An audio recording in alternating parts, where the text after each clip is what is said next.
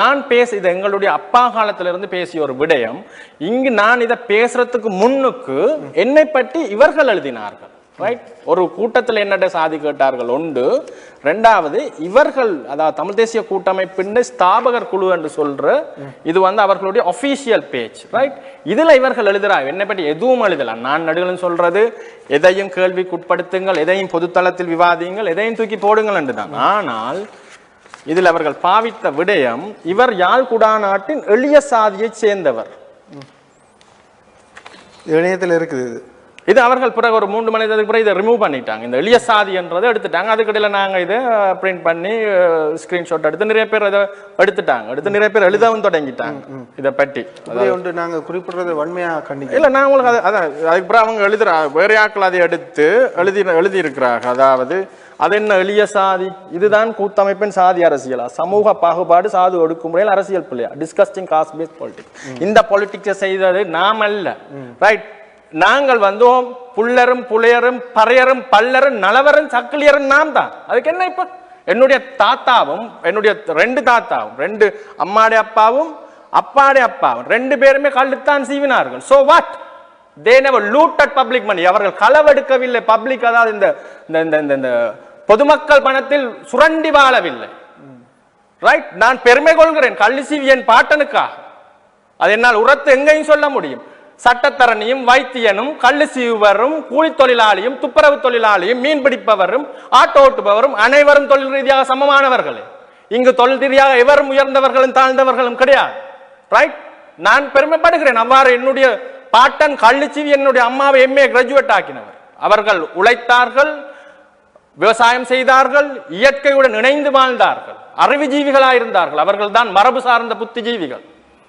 So நான் இவர்களுக்கு உண்மையிலே சொல்றேன், துப்புரவு தொழிலாளி இல்லாவிட்டால் இவர்களுடைய நகரங்கள் நாரும். மீன் பிடிப்பவன் இல்லாவிட்டால் இவர்களுக்கு சாப்பாடே கிடையாது. ஆட்டோக்காரன் இல்லாட்டி அவசரத்துக்கு வாரத்துக்கு ஒருத்தன் இருக்க மாட்டான். ரைட்டா? வெறுமனவே இந்த மேட்டுக்குடி உயர்குலாத்தவர்கள் மட்டுமல்ல சமூகம், நாம் தான் பெரும்பான்மையான சமூகம் இங்கு.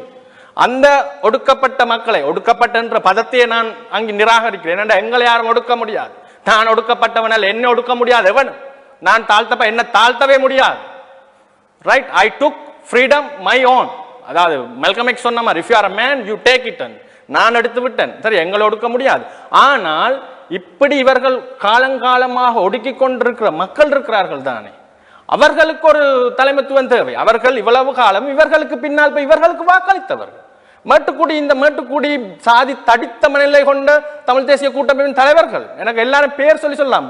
சம்பந்தன் ஐயாவில இருந்து, மாமிசேனாதி ராஜாவில இருந்து, விக்னேஸ்வரன்ல இருந்து, இன்றைக்கு இவர்கள் செய்யற அவ்வளவு பேரும் மேட்டுக்கு இவர்களுக்கு சாதி தடிப்பு இருக்கிறது. அதனுடைய ஒரே ஒரே ஒரு ஒரு பல்வேறு உதாரணங்களை எனக்கு சொல்லலாம். நான் பேசிட்டு இருக்கிற குறுகிடத்துக்கு மாணிக்கிறேன். இதையும் சேர்த்து உங்களோட பதில சொல்லுங்க. யார் ஒருவர் இந்த சாதியை வைத்து அரசியல் செய்கின்றாரோ அவர் நிராகரிக்கப்பட வேண்டியவர் அப்படின்றதுல மாற்று கருத்து இல்லை. இது தமிழர்களுக்கும் பொருந்தும், இந்துக்களுக்கும் பொருந்தும், கிறிஸ்தவர்களுக்கும் பொருந்தும். அதுபோல நான் ஒடுக்கப்பட்ட சாதின்னு சொல்றது அறவே இதை நான் நிராகரிக்கிறேன். ஏனைய சமூகங்களுக்கும், அதாவது இவர்கள் குறை கூறுகின்ற சமூகங்களாக இருக்கலாம் அல்லது இவர்கள் பயன்படுத்த நினைக்கின்ற சமூகங்களாக இருக்கலாம், எல்லாருக்குமே இது பொருந்தும். உங்களுக்கும் இது பொருந்தும். அதான் நான் என்னை நோக்கி இப்ப நான் இது பேசினா பிறகு இது பொதுத்தளத்தில் என்னுடைய பாட்டன் கள்ளு ஜீவி என்று சொல்ற ஒரே ஆள் நான் தான். சரியா? அதுக்கு பிறகு நிறைய பேர் வந்தார்கள். என்னட்டு, ஆனா நான் சொன்ன ஒரே காரணம், நான் இந்த சாதிய அரசியலை ஊக்குவிப்பவன் அல்ல. அனைத்து விதமான ஒடுக்குமுறைகளுக்கும் எதிராகவே தான் நான் போராடுகிறேன். ரைட், நான் ஒரு தரப்பின் குரல் அல்ல. நான் சகல விதமான எனக்கு மனம்பேறியும் ஒன்றுதான், இசைப்பிரியாவும் ஒன்றுதான். அண்டு குண்டு வடிக்கக்குள்ள தூக்கி கொண்டு நின்ற சிங்கள தாயும் ஒன்றுதான் தன்னுடைய குழந்தையை இங்கு தூக்கி கொண்டு தமிழ் தாய் முஸ்லிம் தாயும் எனக்கு ஒன்றுதான். நான் இது குறித்தே பேசுகிறேன். எனக்கு அது தாங்க முடியாது. அப்படியான இன பாகுபாடுகள் நான் இன்றைக்கு நான் அதுக்கு எதிரானவன். அதே தான் நான் கேட்கிறேன். அதாவது நாங்க மேட்டுக்குடி அப்படின்னு சொல்லி ஒதுக்கி அவர்களை ஒதுக்குற மாதிரி நாங்களும் ஒரு குழுவாக நாங்களும் ஒதுக்கப்படக்கூடாது அப்படின்றதுல நாங்க உறுதியா இருக்கிறோமா? அருண் உறுதியா இருக்கிறீங்களா? மேட்டுக்குடி என்று நாங்க அவங்களை ஒதுக்கல. உதாரணத்துக்கு வடமாகாண சபை என்பது கிளிநொச்சி, முல்லைத்தீவு, வவுனியா, மன்னார், யாழ்ப்பாணம் 5 மாவட்டங்களுக்கானது. சரி, வட மாகாணம் என்றது அதோடைய தலைமை செயலகம் யாழ்ப்பாணத்துல தான் இருக்கு. இதுதான் மேட்டுக்குடி திமிர்த்தனம் என்று நான் தடித்தனம் என்று சொல்றேன். வவுனியாவில் இருக்கிற என்னுடைய நண்பன் வைத்தியன் மோட்டார் சைக்கிள்ல வாரான் தன்னுடைய அலுவலக தேவைக்காக யாழ்ப்பாணத்துக்கு. இந்த 5 மாவட்டங்களுக்கும் பொதுவாக ஏன் ஒரு இடத்துல இதை வைக்க முடியவில்லை? இவ்வாறான பிரதேசவாத சாதியவாத மேட்டுக்குடித்தனத்தை தான் நான் எதிர்க்கிறேன். இவர்கள் செய்வது ராயல் பாலிடிக்ஸ் நான் அப்ப இருந்து சொல்றேன். பாருங்கள், இவர்கள் லண்டனில் இருந்து வருகிறார்கள், பிரித்தானியாவில் இருந்து வரார்கள், பிரான்ஸ்ல இருந்து வரார்கள், ஜெர்மன்ல. என்னத்துக்கு? எங்களை ஆள்றதுக்கு. ஏன் இங்க இருக்கிறவனுக்கு ஆள முடியாது? இந்த மண்ணை, இந்த மண்ணில் இருக்கிறவன் வாழ்றவன் ஆழ்வான். சொன்னா என்ன படித்தவர்கள், என்ன படித்து கழித்தார்கள்? இன்டெலெக்சுவல் 2 விதமான இன்டெலெக்சுவல்ஸ் இருக்கு. ஒன்று அகாடமிக் இன்டெலெக்சுவல், மற்றது ட்ரெடிஷனல் இன்டெலெக்சுவல், மரபு சார்ந்த புத்திஜீவிகள். நாம் மரபு சார்ந்த புத்திஜீவிகள். இந்த ட்ரெடிஷன், இந்த அகாடமிக் குவாலிஃபிகேஷன்ஸ் எங்களுக்கு, இந்த அகாடமிக் குவாலிஃபிகேஷன்ஸ் இருக்கிறவர்கள் தான் திருடுறவர்கள். மத்திய வங்கியில் திருடுறவர்கள் சாதாரண ஏழைகள் அல்ல, சாதாரண இவர்கள் சொல்ற இந்த கூலி தொழிலாளர்கள் அல்ல, மிக தெளிவாக படித்தவர்கள். If you have a gun you can rob a bank. உங்களிடம் ஒரு துப்பாக்கி இருந்தால் நீங்கள் ஒரு வங்கியை கொள்ளையடிக்கலாம். If you have a pen you can rob everyone. உங்களிடம் ஒரு பேனை. நேரத்தை கருத்தில் கொண்டு நாங்கள் ஏனைய விஷயங்களுக்கு போகலாம். நாங்க சொல்றோம், இந்த அரசியலை மாற்றுவதற்காக உங்களை போன்ற இளைஞர்கள் முன் வந்திருக்கின்றார்கள். நீங்க இப்ப யாழ்ப்பாணத்தை, வடமாகாணத்தை பிரதிநிதித்துவப்படுத்தி இந்த அரசியல்ல முன்னகர்க்கிறீங்க. உண்மையில இந்த விஷயம் எல்லா மக்களுக்கும் பேசப்பட வேண்டிய விஷயம். இந்த மாகாணத்தில், இந்த மாவட்டத்தில், இந்த காலப்பகுதியில் பேசப்பட வேண்டிய விஷயம். நாங்க எப்பயுமே நாளைக்கு, அடுத்த மாதம், அடுத்த கிழமை தான் யோசிக்கிறோம்.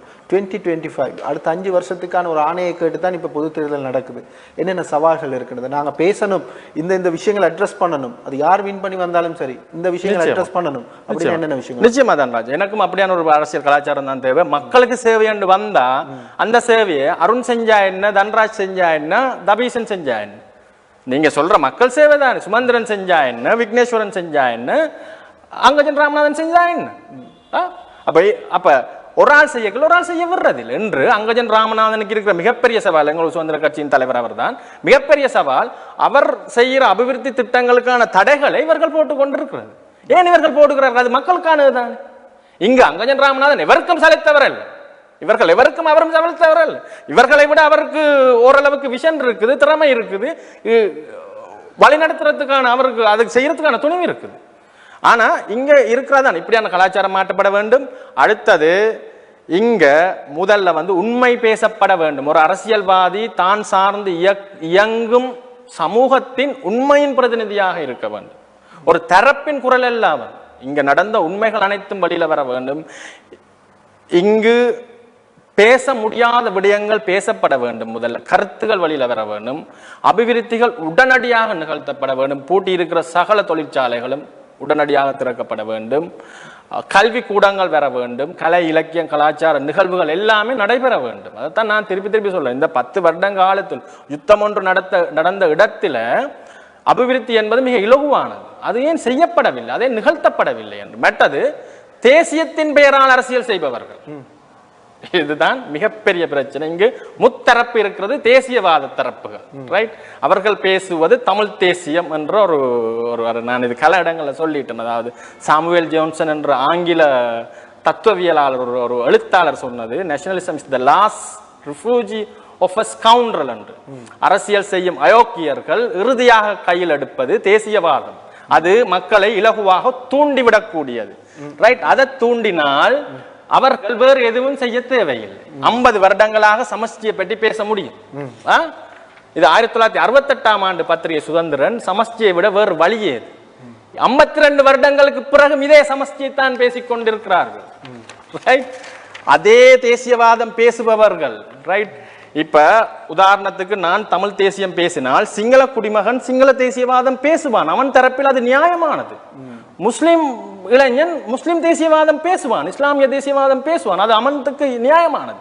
அடுத்தவனின் கண்ணோட்டத்தில் இந்த பிரச்சனையை பார்க்க தெரியவன். ஆனால் இவர்கள் போலி தேசியவாதிகள். தமிழ் தேசியம் பேசுபவர்கள், தமிழ் தேசிய கூட்டமைப்பு, விக்னேஸ்வரன் கூட்டமைப்பு, கஜேந்திரகுமார் கூட்டம், இவர்கள் மூவருமே போலி.